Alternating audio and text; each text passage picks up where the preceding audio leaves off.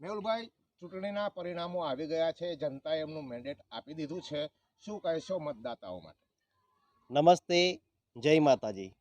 હું આપ સૌ મતદાતાઓનો આભાર પ્રગટ કરું છું, જેમણે પોતાનો મત આપી અને પોતાના વિસ્તારમાં પોતાના જનપ્રતિનિધિઓને ચૂંટ્યા છે.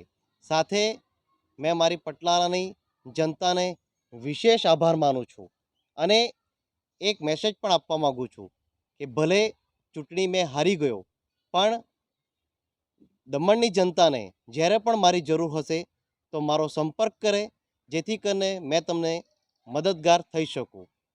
અને એક વાતની આજે મને ખુશી છે કે જ્યારે ચૂંટણી થઈ ત્યારે ભૂતપૂર્વ સાંસદ શ્રી લાલુભાઈ, જેમણે પટલારાની ધરાધર પર આવવા પડ્યું અને ઘરે ઘરે જઈ વોટ માગવા પડ્યું.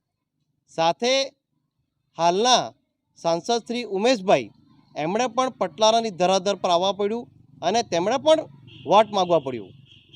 ભલે મારા વિરોધમાં વોટ માગ્યા, મને હરાવવા માટે વોટ માગ્યા, પણ આવા દિગ્ગજ નેતા પોતાના વિસ્તાર છોડી પટલારા ગામમાં મને હરાવવા માટે તનતોડ મહેનત કરે અને પોતાનો સમય અહીંયા તેઓ ચૂંટણીમાં આપે અને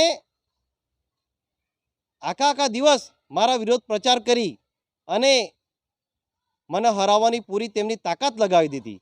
તો ભલે મેં આજે હારી ગયો, પણ મને ખુશી છે કે આવા દિગ્ગજ નેતાઓને મને હરાવવા પડ્યું અને ત્યારે મને મારી શક્તિનો અહેસાસ થયો.